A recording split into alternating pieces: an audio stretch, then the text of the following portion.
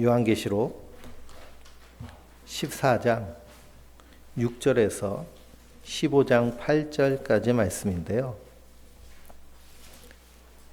14장 6절부터 8절까지 한 목소리로 같이 읽겠습니다. 또 보니 다른 천사가 공중에 날아가는데 땅에 거주하는 자들 곧 모든 민족과 종족과 방언과 백성에게 전할 영원한 복음을 가졌더라. 그가 큰 음성으로 이르되 하나님을 두려워하며 그에게 영광을 돌리라. 이는 그의 심판의 시간이 이르렀음이니 하늘과 땅과 바다와 물들의 근원을 만드신 이를 경배하라 하더라. 또 다른 천사 곧 둘째가 그 뒤를 따라 말하되 무너졌도다 무너졌도다 큰 성 바벨론이요 모든 나라에게 그 음행으로 말미암아 진노의 포도주를 먹이던 자로다 하더라. 아멘. 할렐루야. 우리 성도님들은 한 주간 새 노래 부르며 어린 양 되신 예수님을 잘 따라가셨습니까? 구원받은 14만 4천 그들은 새 노래를 부르며 하나님 입혀주신 구원의 세마포옷을 입고 어린 양이 그들을 어디로 가든지 따라가는 자들이며 그리고 세상의 더러움에 취하지 아니하고 하늘 소망을 가지고 사는 자들입니다. 그리스도께서 7인을 떼시고 7 나팔 천사가 불고 7 대접이 쏟아진 것은요, 십자가에서 이루어지는 영적인 전쟁을 의미합니다. 이 전쟁에서 그리스도께서 승리하셨어요. 예수님께서 십자가에서 이기시고 하나님의 택한 백성들, 즉 구약의 성도와 신약의 성도들을 구원해 내셔서 하나님의 자녀, 백성 삼으신 줄 믿습니다. 그러니 그 14만 4천이라는 숫자는 한 사람도 더하지 않고 빠지지 않고 온전히 구원해 내신다는 것을 의미해요. 그 예수님께서 십자가에서 우리를 구원해 내신 줄 믿습니다. 우린 그것을 믿음으로 살며 이 땅에서 새 노래를 부르는 자들이에요. 그 새 노래는 무엇이냐? 우리가 아침에 눈 뜨자마자 하나님의 은혜를 찬미하고 셀프톡하고 긍정 확언하며 시작하는 것에서부터 우리의 새 노래가 시작되는 줄 믿습니다. 아, 하나님 나를 받아주셨습니다. 나를 특별한 존재로 삼으셨습니다. 하나님 나를 가족 공동체로 삼으셔서 하나님 나라 가족으로 오늘 하루를 살게 하시니 감사합니다 하며 기쁨으로 하루를 시작하는 것이 예수님을 따라가는 하늘 백성의 첫 걸음인 줄 믿습니다. 이것이 개인적 찬미이며 예배예요. 그러니 하루의 첫 시간부터 한 걸음 한 걸음 하나님 나라를 살아내고 그 살아냄에 실패하여도 우리는 두려워할 것이 없는 것이 주님께서 다시 일어설 힘을 주시기 때문에 나는 죽고 날마다 그리스도로 사는 자들이 성도들인 줄 믿습니다. 특별히 이 탄소 금식을 함께 동참하면서 시편 4편의 말씀을요 읽고 듣고 그래서 공동체 성경으로도 들어보세요. 그러면 하나님 목소리 같이 성우가 아주 멋있는 목소리로 낭독을 합니다. 그 듣기도 하고 또 쓰기도 하고 우리가 하나님 말씀을요 손으로 잘 쓰지 못하더라도 써 내려갈 때 이 쓴다는 행위가요 우리의 뇌에 엄청난 좋은 영향을 줍니다. 그래서 60대 이후에 가장 걱정스러운 질병 중에 하나가 치매거든요. 이 치매에 대한 두려움이 있는데요. 치매를 예방하는데 가장 효과적인 방법 중에 하나가 무엇이냐? 글씨를 쓰는 거예요. 글씨를 쓰는데 그냥 부드러운 볼펜으로 쓰는 것이 아니라 연필이나 만년필 같은 뻑뻑한 그 필기도구로 삭삭삭 소리를 내면서 글씨를 쓸 때 우리 뇌에 아주 좋은 영향, 가소성이 생긴다고 그럽니다. 그러니 하나님의 말씀을 쓰기도 하고 또 암송하기도 하며 그래서 하나님 말씀을 든 5손가락이죠. 읽고 듣고 쓰고 암송하고 묵상하고 하면서 하나님의 창조의 세계에 좀 더 관심을 가지고 하나님의 창조의 이 선물을 감탄하며 사순절 첫 주일을 보내시기 바랍니다. 하나님께서 이스라엘 백성들에게 십계명을 주시면서 안식일을 거룩히 지키라라고 하셨어요. 거룩히 지키라라는 것은 안식일 날 우리가 감사하며 기뻐하며 하나님과 동행하는 것이고요. 내가 안식을 누릴 수 있는 것은 내 노력으로 된 것이 아니라 내가 수고해서 된 것이 아니라 하나님의 은혜의 선물로 주어진다는 것을 깨닫고 그날 일하지 말라고 율법을 주셨습니다. 그래서 그리스도인에게는 날마다의 삶이 안식의 삶이에요. 그리고 그 날마다의 삶 가운데 우리가 기억해야 될 것이 무엇이냐. 출애굽기를 읽어보면 안식일을 지키라 하면서 하나님이 창조하신 창조의 선물을 기억하며 안식일을 지키라고 말씀하시고요. 신명기를 읽어보면 하나님의 구원을 기억하며 이 안식일을 거룩하게 지키라라고 말씀하셨습니다. 그 날마다 하나님이 창조하신 이 창조의 세계를 바라보며 나에게 선물로 주신 이 아침, 이 하루를 감사하며 이 공기를 바라보며 이 하늘을 바라보고 이 변화되는 계절을 바라보며 찬미하고 감탄하는 것, 이것이 사순절 탄소금식에 동참하면서 우리가 첫 주를 보내야 될 마음의 자세이고요. 이것이 그리스도인으로서의 마땅한 삶인 줄 믿습니다. 그래서 창조 세계와 하나님과의 관계, 하나님 왜 이 세상을 이렇게 창조하셨나 한번 궁금증을 가지고요.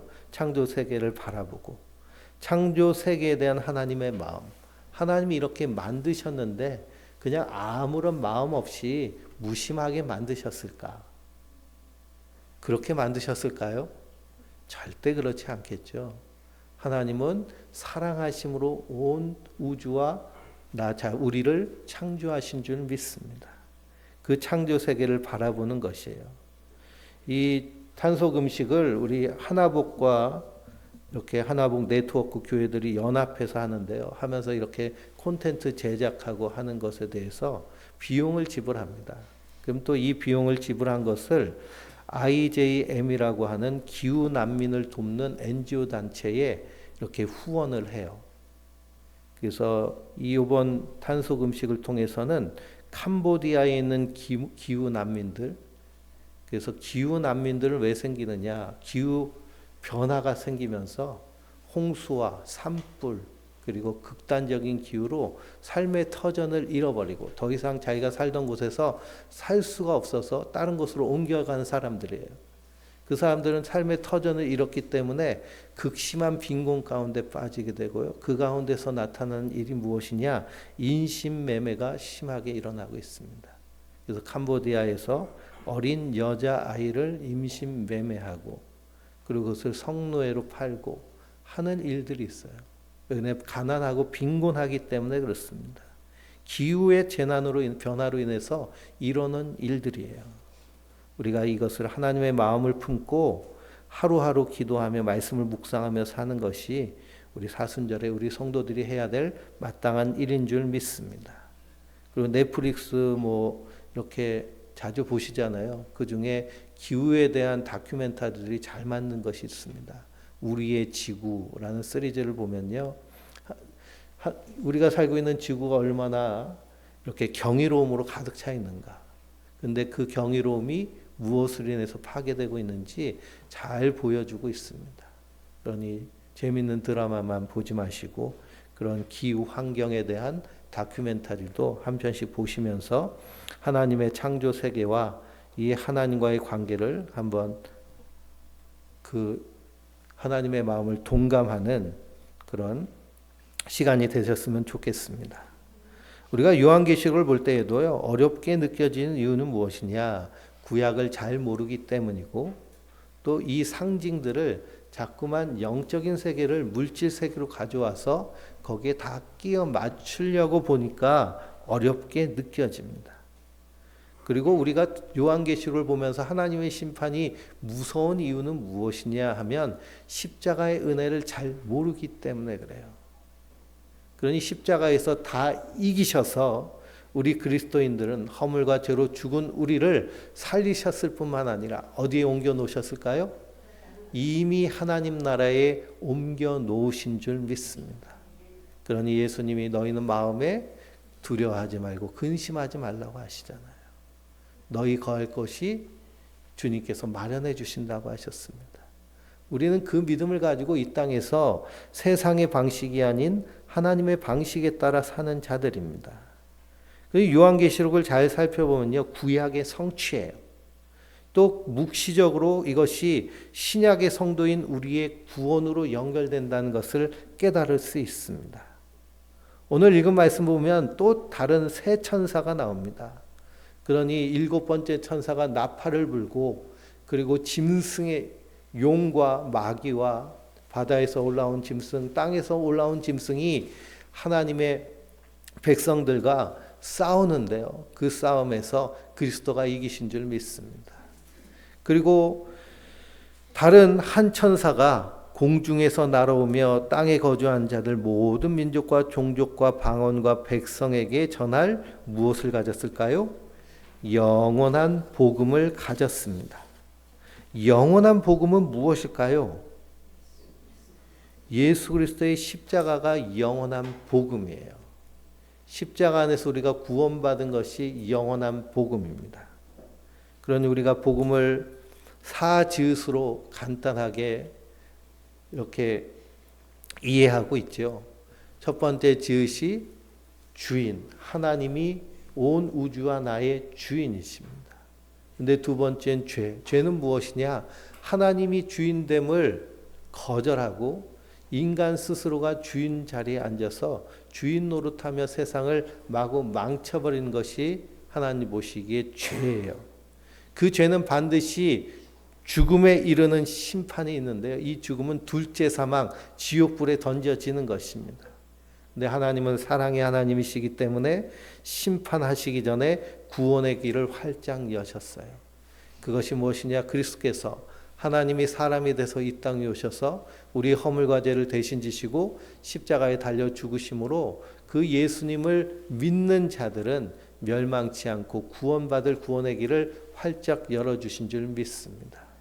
그러니 우리 성도는 우리가 하나님 앞에 주인 노릇한 죄인임을 회개하고 예수님의 십자가 앞에서 그 예수님의 십자가의 사역을 믿음으로 말미암아 하나님은 우리를 의롭게 여겨 주셨어요. 그래서 하나님 나라 백성이 된 줄 믿습니다. 그러니 하나님 나라 백성이 된 성도는 이제는 내가 주인이 아니라 예수님이 나의 주, 나의 하나님이 되셔서 주님이 말씀하시는 대로 이끄시는 대로 따라가는 자들이 성도들인 줄 믿습니다. 그러니 이 첫 번째 천사가 온 민족과 종족과 방언과 백성에게 전할 영원한 복음을 가졌는데요. 이 영원한 복음이 바로 예수 그리스도의 십자가와 부활이 영원한 복음입니다. 그러니 구약의 성도들이든 신약의 성도들이든 간에 모든 하나님의 백성들은 이 영원한 복음으로 구원받는 거예요. 그러니 14만 4천은 1차적으로는 구약의 성도이고요. 그들의 이마에는 어린 양의 이름과 그 아버지의 이름이 새겨져 있습니다. 그리고 어린 양이 어디로 가든지 그 인도함을 따라가는 자들이에요. 근데 이 영원한 복음을 누구에게 전하느냐? 땅에 거주하는 모든 민족과 종족과 방언과 백성에게 전할 영원한 복음이라고 하였습니다. 이 복음 자체 되신 그리스도께서 이 복음을 누구에게 부탁하셨을까요? 예수님의 제자들에게 1차적으로 부탁하셨습니다. 마태복음 28장 19절에서 20절을 보면 예수께서 나와 말씀하여 이르시되 하늘과 땅의 모든 권세를 내게 주셨으니 그러므로 너희는 가서 모든 민족으로 제자로 삼아 아버지와 아들과 성령의 이름으로 세례를 베풀고 너희에게 분부한 모든 것을 가르쳐 지키게 하라. 볼지어다 내가 세상 끝날까지 너희와 항상 함께 있으리라 라고 말씀하셨습니다. 너희가 가서 제자 삼으라는 거예요. 무엇의 제자를 삼으라고 말씀하시나요? 예수 그리스도의 십자가의 복음의 제자 삼으시라는 것입니다. 그러니 첫 번째 천사가 영원한 복음을 가졌는데 그러면 우리도 무엇을 가졌어요? 이 영원한 십자가의 복음을 가진 자들입니다. 그러니 하나님 보시기에 우리가 이 천사와 같이 동일한 사명을 우리에게 맡기신 줄 믿습니다. 그래서 사도행전 1장 8절에 오직 성령이 너에게 임하시면 너희가 권능을 받고 온 유다와 사마리아 땅끝까지 이르러 내 증인이 되리라 라고 하셨어요.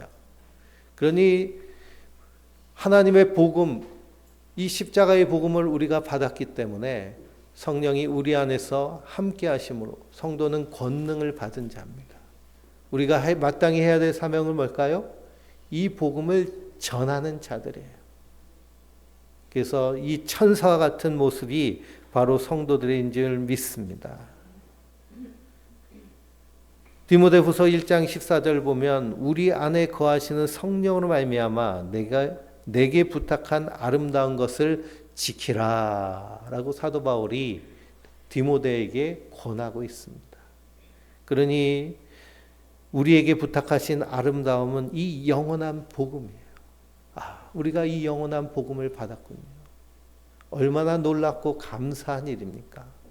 그러니 우리가 강하고 담대하게 이 땅에서 증거하는 자로 살아내야 될 줄 믿습니다. 그리고 이 영원한 복음을 가진 천사 이후에 그가 큰 음성으로 7절 말씀 같이 읽어볼까요? 그가 큰 음성으로 이르되 하나님을 두려워하며 그에게 영광을 돌리라. 그는 그의 심판의 시간이 이르렀음이니 하늘과 땅과 바다와 물들의 근원을 만드신 이를 경배하라 하더라 그랬습니다.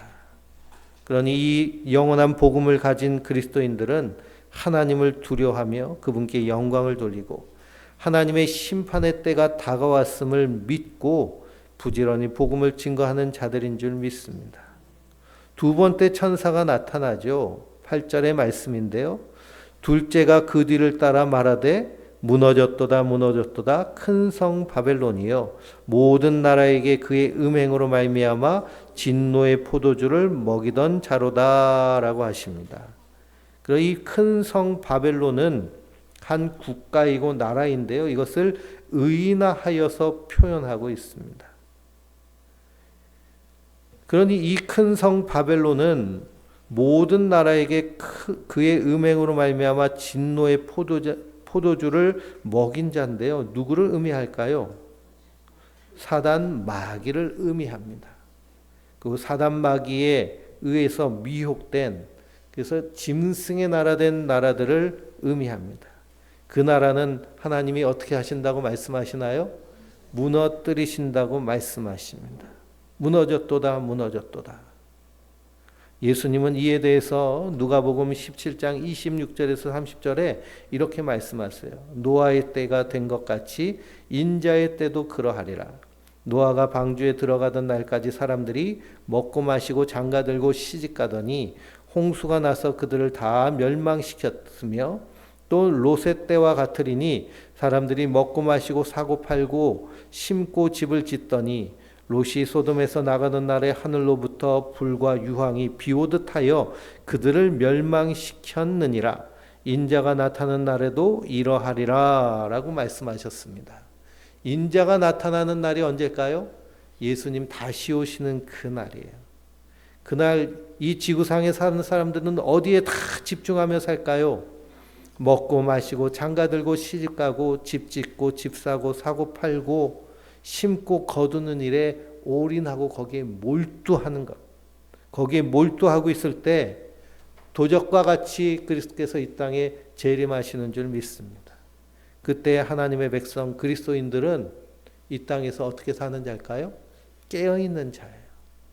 하나님 말씀에 깨어있고 이 시대를 분별하며 이 시대가 말하는 시대의 풍조에 따라 사는 자들이 아니라 하나님의 뜻대로 이 땅을 믿음으로 살다가 주님 오실 때 영광스러운 찬양을 올려드리며 주님께로 올라가는 자들이 성도들인 줄 믿습니다. 그러니 짐승의 표를 받은 자들, 666 표를 받은 사람들의 특징은 무엇이냐? 세상이 전부인 것처럼 세상만 사랑하며 밤낮 쉼을 얻지 못하는 것이에요.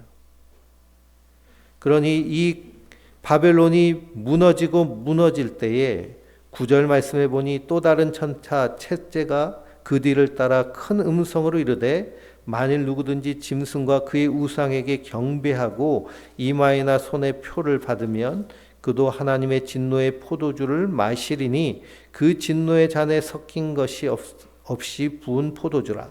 거룩한 천사들 앞과 어린 양 앞에서 불과 유황으로 고난을 받으리니 그 고난의 연기가 세세토록 올라가리로다. 짐승과 그의 우상에게 경배하고 그의 이름의 표를 받는 자는 누구든지 밤낮 쉼을 얻지 못하리라 하더라 라고 하십니다. 그러니 영접하는 자, 곧 그 이름을 믿는 자들에게는 하나님의 자녀가 되는 권세를 주셨는데요. 그렇지 아니하는 자는 어떻게 되나요? 이미 심판받았느니라 라고 말씀하십니다. 그 심판의 모습이 뭘까요? 쉼이 없는 거예요. 안식이 없는 것입니다. 그 마음에 평강이 없어요. 그래서 평생 죽을 것이 두려워하여서 공포와 두려움으로 벌벌 떨며 사는 인생들. 사도 바울이 그래서 편지를 쓸 때마다 하나님 그리스도 예수께서 주시는 은혜와 평강이 너희 가운데 있을지어다 라고 선언합니다. 이 십자가의 은혜가 우리 안에 충만해질 때 우리 안에서 어떤 일이 일어날까요? 가장 먼저 평강이 넘칩니다. 내 영혼이 안식함을 누리고요. 내 영혼이 말씀 위에 든든히 서서 흔들리지 않습니다. 그러니 나의 삶의 처지 상황이 어떠할지라도요. 견고하게 서서 평안을 누리는 자들이 성도들인 줄 믿습니다. 그래서 10절을 같이 읽어볼까요? 성도들의 인내가 여기 있나니 그들은 하나님의 계명과 예수에 대한 믿음을 지키는 자니라 라고 말씀하십니다. 12절이죠. 성도의 인내가 여기 있나니. 그러니 이 큰 성 바벨론은 우리가 살고 있는 세상이라고 해도 과언이 아닙니다. 이 땅 가운데서 우리는 어떤 삶의 태도를 가지고 살아야 되느냐. 우리가 모든 일에요. 내가 어떤 마음가짐과 태도를 갖느냐가 참으로 중요합니다. 하나님을 향하였을 때도, 나를 향하였을 때도, 그리고 이웃과 세상을 향하였을 때도 항상 우리는 태도가 중요해요.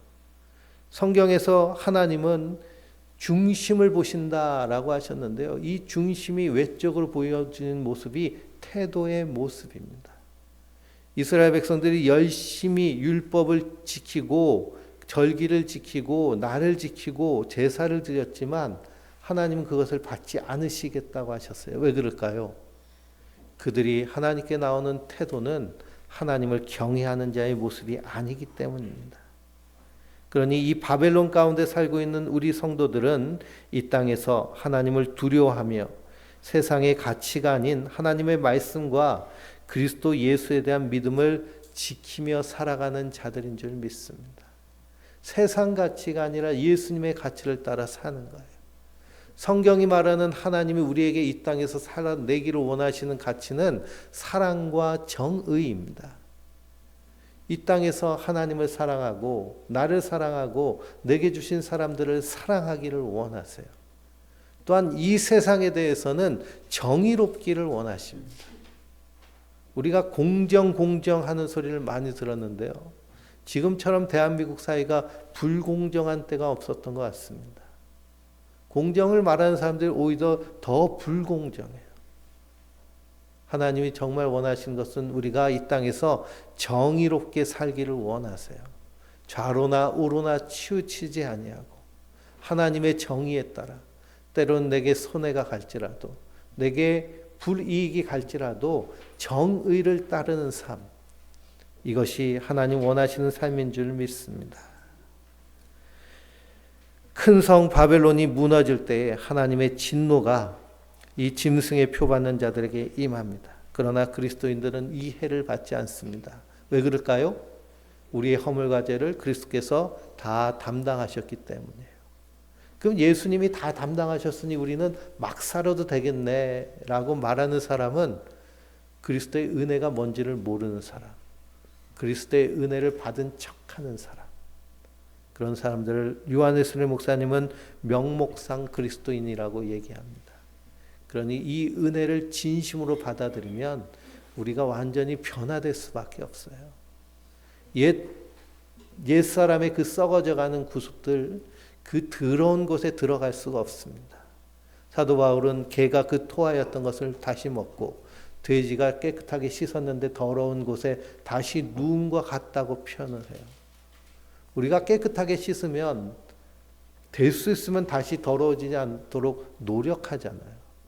그처럼 하나님의 은혜로 우리가 깨끗함을 받았으면 이 땅에서 그 깨끗함을 지키려고 몸부림치며 사는 자들이 그리스도인들인 줄 믿습니다. 그래서 하나님을 두려워하며 그에게 영광을 돌리죠. 그것이 예배적인 삶, 믿음의 삶의 모습이에요. 그 성도는 이 땅 가운데서 끝까지 인내로 사는 자들인 줄 믿습니다. 13절을 같이 읽어볼까요? 또 내가 들으니 하늘에서 음성이 나서 이르되 기록하라. 지금 이후로 주 안에서 죽는 자들은 복이 있도다 하시매 성령이 이르시되 그러하다. 그들이 수고를 그치고 쉬리니 이는 그들의 행한 일을 따름이니라 하시더라. 아멘. 하늘에서 음성이 나서 기록하라고 하십니다. 이후로 주 안에서 죽는 자들. 이후는 뭘까요? 이후는 영원한 복음이 선포된 이후에 죽는 자들은 복되더랍니다. 주 안에서 죽는 자들은. 예수님도 분명히 말씀하셨습니다. 선을 행하는 자는 생명의 부활로, 그렇지 않은 자는 심판의 부활로 나아오리라.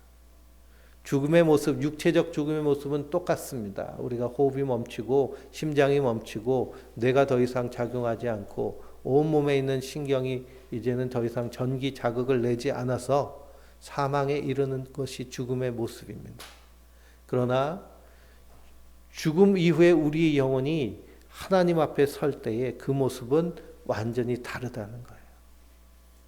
생명의 부활로 나오는 자가 있고 심판의 부활로 나오는 자가 있습니다. 생명의 부활로 나오는 자의 모습이 바로 그리스도께서 추수하는 모습으로 나오고 말씀하고 있습니다. 14절 읽어볼까요? 또 내가 보니 흰 구름이 있고 구름 위에 인자와 같은 이가 앉았었는데 그 머리에는 금멸관이 있고 그 손에는 예리한 낯을 가졌더라 그랬습니다. 그러니 이 인자와 같은 분은 어린 양 되신 그리스도. 그 손에 뭘 갖고 계세요? 낯을 갖고 계세요. 낯은 뭐 하는 데 쓰는 걸까요? 추수할 때 쓰는 거죠. 15절 읽어볼까요? 또 다른 천사가 성전으로부터 나와 구름 위에 앉은 이를 향하여 큰 소문으로 외쳐 이르되 당신의 낫을 휘둘러 거두소서. 땅의 곡식이 다 익어 거둘 때가 이르렀음이니이다 하니 구름 위에 앉으신 이가 낫을 땅에 휘두르매 땅의 곡식이 거두어지니라. 아멘. 그러니 그리스도께서 추수하신 이들은 어디로 옮겨질까요? 하나님 나라로 옮겨지는 줄 믿습니다. 그런데 17절에 보니 다른 천사가 하늘에 있는 성전에서 나오는데 예리한 낯을 가졌어요. 그걸 가지고 또 추수를 합니다. 그런데 이것은 뭘 추수를 해요? 포도송이를 추수를 해요. 그 포도송이를 걷어다가 어디다가 집어넣나요?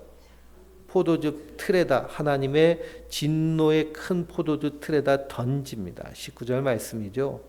그래서 심판받는 거예요. 그렇기 때문에 주 안에서 죽는 자들이 뭐가 있어요? 복이 있는 거예요.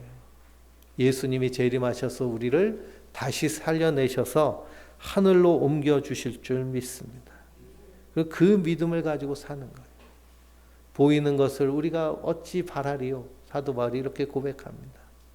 죽음 위의 세계는 보이지 않지만 그리스도인들은 그것을 하나님의 약속을 믿는 믿음으로 사는 자들이에요. 사후 세계에 대한 연구가 과학자들로부터 활발하게 이루어집니다.